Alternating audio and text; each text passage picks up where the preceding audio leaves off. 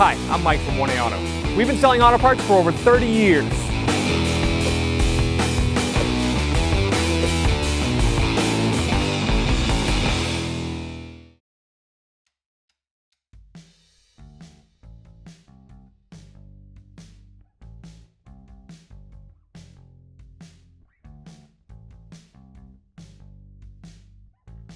We use a breaker bar and a 22mm socket to loosen the lug nuts of the vehicle on the ground.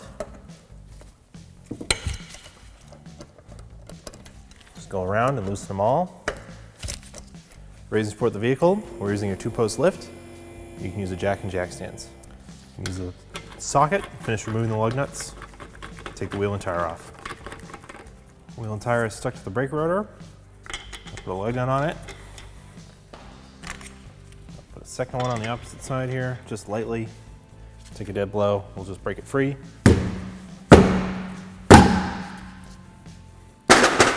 Might take a couple hits, might take one hit. Lug nuts keep it from falling off.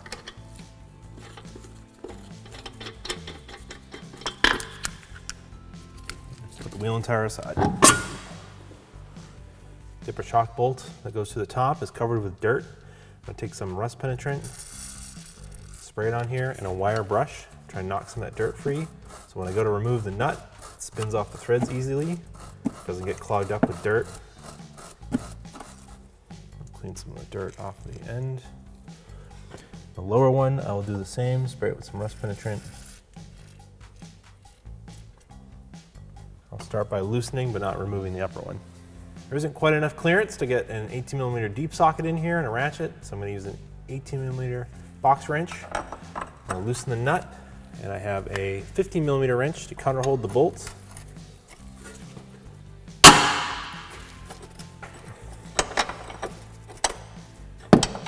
Just keep going until you have the nut almost all the way off. You can change the open-ended part so it'll go a little quicker. I've got this loose but not all the way out. I'm going to spray some more rust penetrant in here. It is moving freely, but I want to make sure it comes out of this part of the shock. The shock is mounted to the lower control arm with a large bolt. It goes all the way through the control arm and is held on with a flange nut. Both of these are 21mm. I'm going to use a 21mm socket and a breaker bar. And to hold the end of the bolt, I'm going to use a 21mm box wrench to break the nut free. It's a lot easier sometimes to break the nut free than try to turn the whole bolt.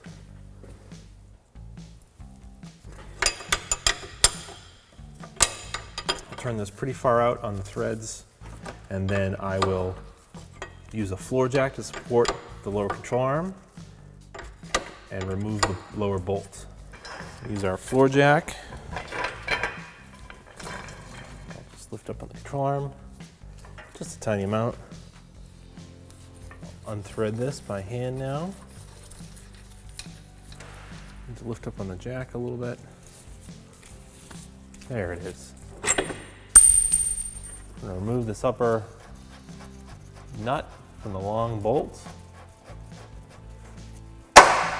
Give it a good push. Push right through, which is good. We're going to grab the shock. Pull the bolt out. All right. I'm just going to push the brake line just gently out of the way. Pull the bolt out. I'm also supporting the shock.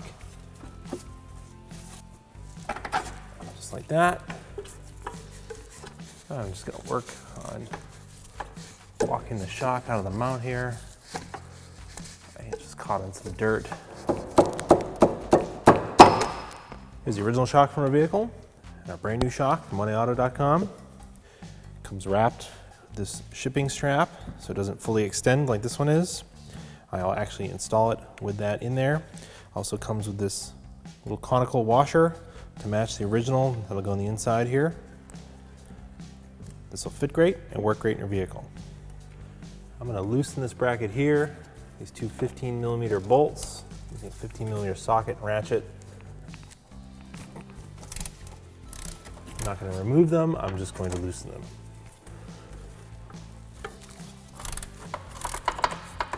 That Should give me enough movement.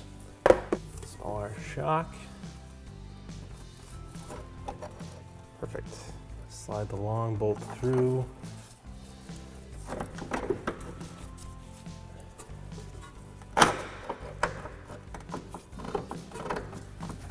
Install the nut. Tighten these bolts back up. Just go till they get tight. I can cut this shipping strapping with some side cutters. Shock will start to expand. This washer that comes with the new shock, the cone part is going to match the cone part in the control arm. Slide this over.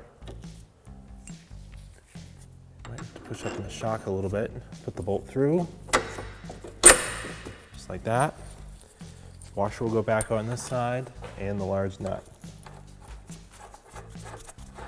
Torque the lower bolt and nut to 74 foot-pounds.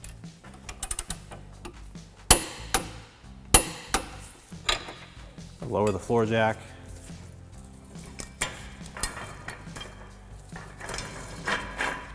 Going to use a 15mm ratcheting wrench on the bolt end and counterhold the 18mm nut and snug this up. Counterhold the nut with 18mm and then torque the bolt head 52 foot-pounds. It would be ideal if I could torque on the nut, but I can't get it in here with a deep socket.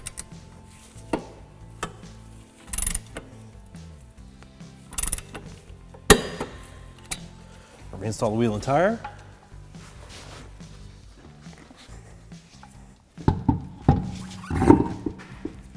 Thread the lug nuts on by hand. We'll lower the vehicle to the ground and torque the lug nuts. Torque the lug nuts to 140 foot-pounds in a cross pattern.